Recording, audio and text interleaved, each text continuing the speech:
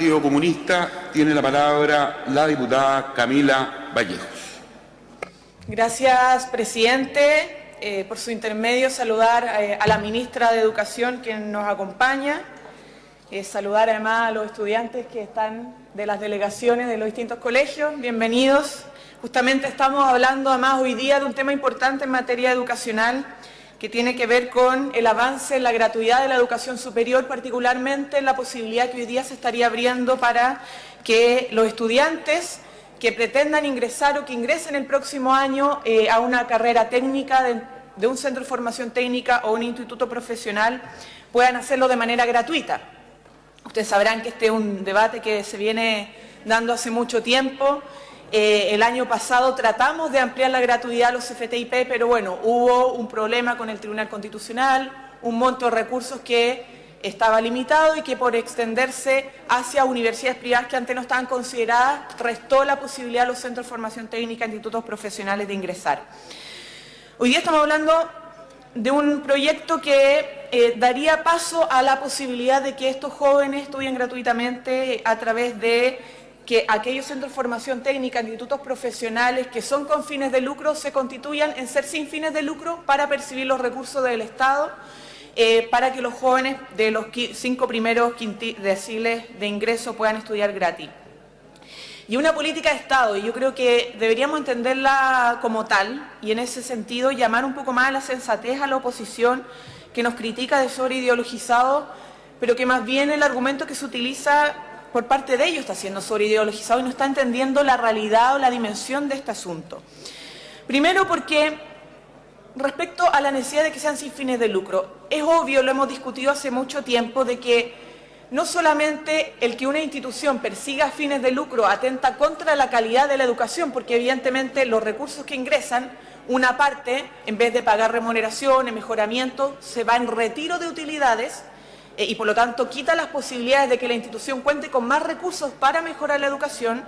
sino porque es del todo razonable que el Estado diga que con los recursos de todos los chilenos no va a pagar un emprendimiento privado o la utilidad de un privado, sino que lo que quiere pagar es el derecho a la educación de los jóvenes.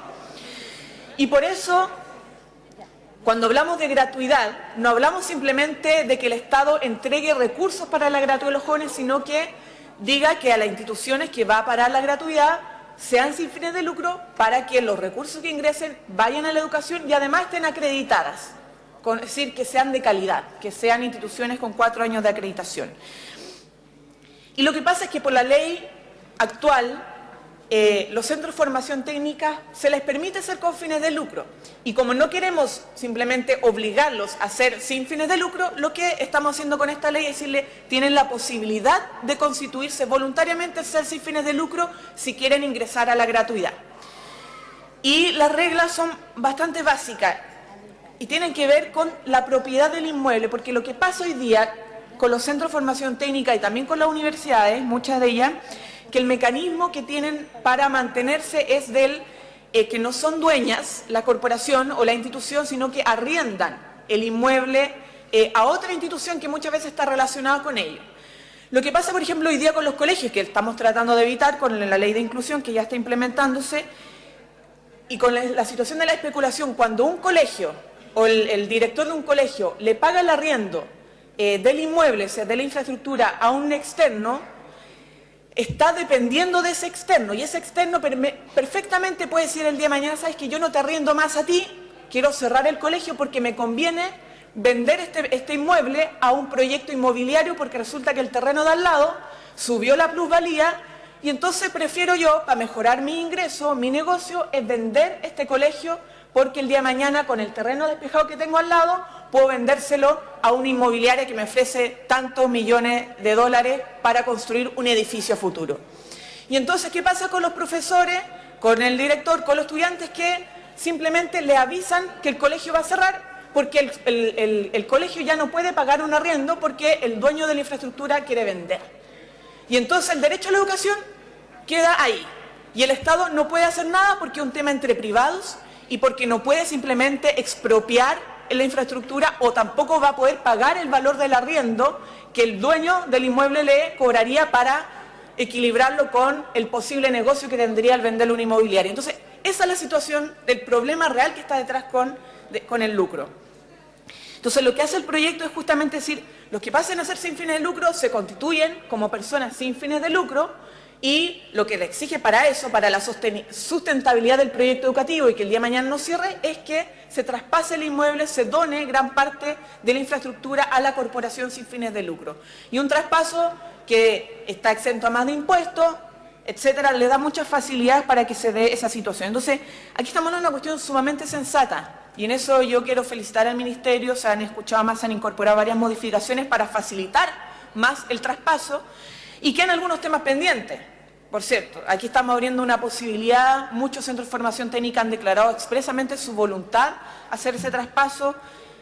Yo sé que la ministra no quiere jugársela por una cifra porque como es voluntario, pero ya tenemos varias instituciones grandes que quieren pasar a ser sin fines de lucro, porque en la práctica muchas de ellas más no pretenden y no han querido lucrar,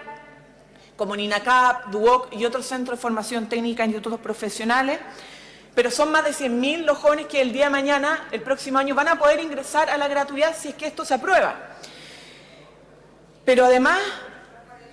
estamos hablando de unos elementos que quedan quizá pendientes y que han sido utilizados por la oposición para rechazar este proyecto, que tiene que ver con que no quedan en igualdad de condiciones los centros de formación técnica, institutos profesionales respecto a la universidad en materia de algunos impuestos, que son los impuestos, por ejemplo, los territoriales, que no pagan las universidades y que se mantendrían pagando los centros de formación técnica, institutos profesionales. Y uno podría decir, eliminemos ese impuesto, pero es que también podríamos decir, ¿y por qué las universidades no pagan ese impuesto? Entonces, ese tema no deberíamos resolverlo en este proyecto, tendríamos que resolverlo en la reforma a la educación superior que hoy día está en discusión,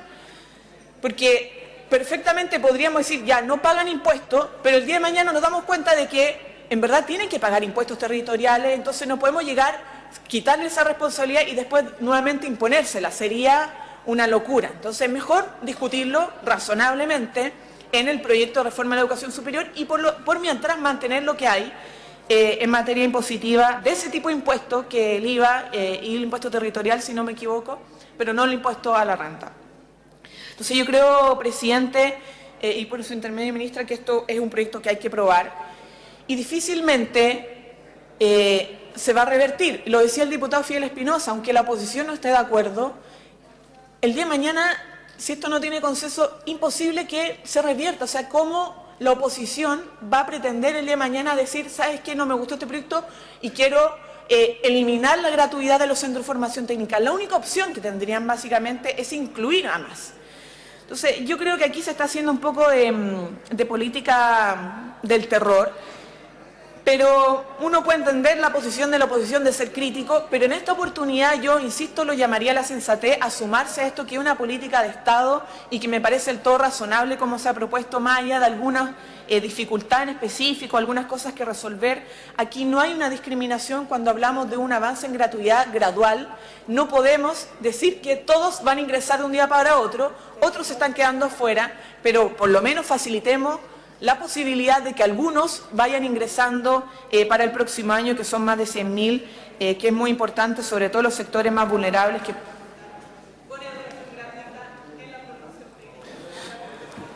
Gracias, diputada Camila Vallejo. En el tiempo...